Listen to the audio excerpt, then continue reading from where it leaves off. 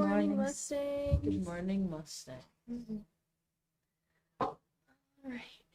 Treaty Week. In 2016, Ontario passed the first legislation of its kind in Canada, declaring the first full week of November as Treaties Recognition Week. This year, Treaties Recognition Week is November 2nd to 8th, 2025. Ooh. This annual event honors the importance of treaties and helps students and residents of Ontario learn more about treaty rights and relationships. By learning more about our collective treaty rights and obligations, we can create greater understanding and nurture relationships between Indigenous and non-Indigenous peoples. Treaties Recognition Week represents one of many steps on Ontario's journey of healing and reconciliation with Indigenous peoples. The week was launched in response to the Truth and Reconciliation Commission calls to action to increase treaty awareness and provide students and the public with an important opportunity to learn why treaties matter. And now we have a Treaty Week video.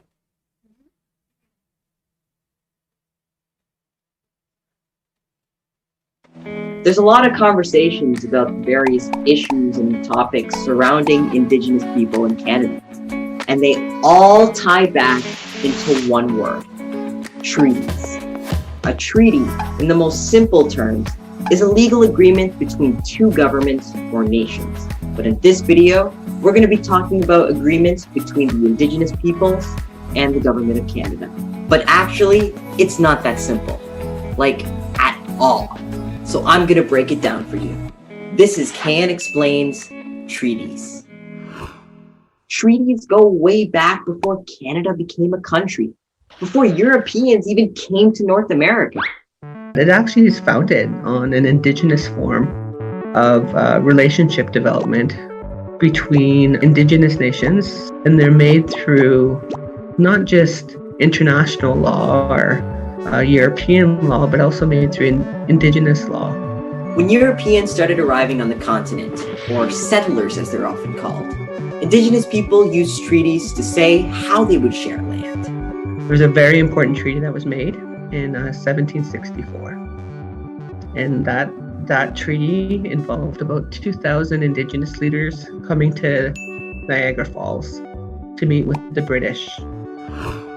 It is called the Treaty of Niagara. This treaty is not officially recognized by the Canadian government, but it is viewed by Indigenous people as the foundation for all future treaties. From there, all kinds of treaties were made between European settlers and Indigenous people. So there's all of the historic treaties. So in the Maritimes, you might recognize them as they're called peace and friendship treaties. Most of them are called pre-Confederation treaties. They happened before Canada became Canada. Then there's the ones known as the numbered treaties, and it's literally treaty number 1, 2, 3, 4. All these treaties vary, but there is one big thing about many of them that the government and Indigenous people do not agree on. There's this big misconception about treaties that it was about just Native people signing away their land. And that is not the case at all, because there was never any intention to sign away land, but it was meant to share. The language used in the written documents of these treaties is called cede and surrender language, aka hand over your land or territory, like a real estate deal, right? It's not a deal. It's not a bill of sale that's created between two nations. It's a relationship. It's certain obligations are promised by either party. But if it is written right there in the legal documents, why is there disagreement? Well, it has a lot to do with how treaties were recorded by both sides. Like we mentioned, Europeans recorded these treaties in written documents. But in many cases, Indigenous people recorded them differently. There could be oral records, where what was agreed to in the treaties could be shared by spoken language. And symbolic records. An example of this is the wampum belts that were made for treaties. They are the only form of treaties that were drafted, so to speak, by the Indigenous nation. So for example, there is a wampum belt that represents living separately, but working collaboratively together, and no nation would bother the other nation in terms of its own governance and economies and the ways that they want to govern each other. It's why many people argue the written documents are not enough to fully understand these treaties, and it's at the heart of disagreements over them. There are many Indigenous nations across the country who feel like Canada isn't upholding their end of the bargain, and not all of land in Canada has treaties. For example, the Inuit did not sign historic treaties. The Métis didn't even exist when some of the earliest treaties were signed. There's lots of First Nations in British Columbia, for example. No treaties were signed with them. Which brings us to what is called modern treaties. They are a self-government agreement signed between a province, the federal government, and a First Nation. That's now considered a modern treaty. So literally, the number of treaties here in Canada changes every time they sign a new treaty. The Nisga'a Treaty came into effect on May 11th, 2000, and was the first modern treaty in British Columbia. And these modern treaties look a little different than the historical ones. Compare and contrast that treaty with my treaty, Treaty 3, you'll see that the written document, it's a few pages, written in 1873. The Nisga'a Treaty looks like a set of encyclopedias, look like 20 volumes of books. But there is even disagreement about these modern treaties being negotiated. Nothing about this is simple.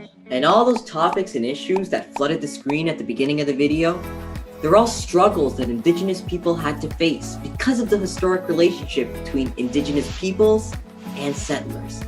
And that all ties back to treaties. It's a complicated puzzle that Canadians hope to solve through reconciliation. But that's for another video.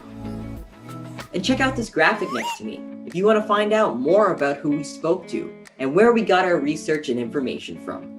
And that's it for KN Explains.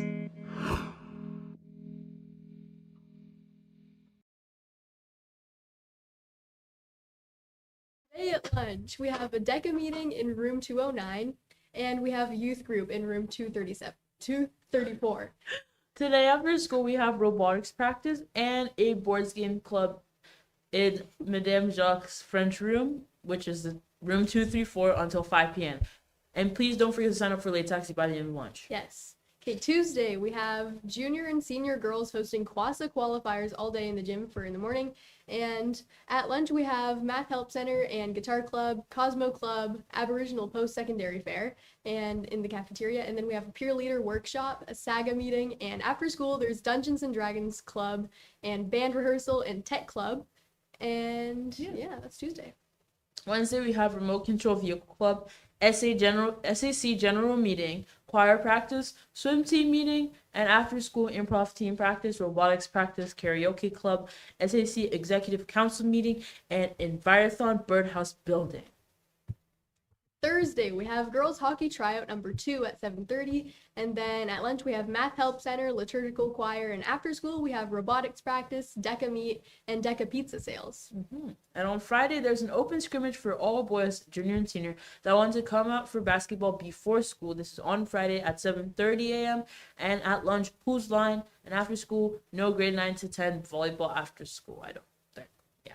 Mm-hmm. And now, youth group. Yeah. It's Mondays at lunch in room 234, and all are welcome. There's also food. Yes.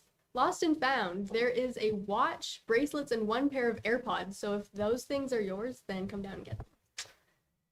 And there's an SMHS coffee house, which is on Wednesday, November 12th from 3:30 to 5 in the cafeteria.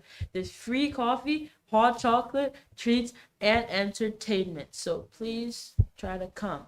Yeah. Now, This is post-secondary school. So this is an Aboriginal post something information. I can't read yeah, that. it's cut off a bit. It's a fair in the Yes. cafeteria, I'm pretty sure. It's on Mhm. Tuesday, November 4th, which is tomorrow. Yep.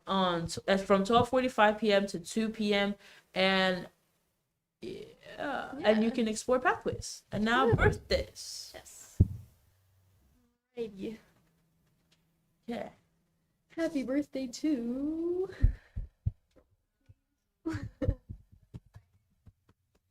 Bear with us. More drum rolling.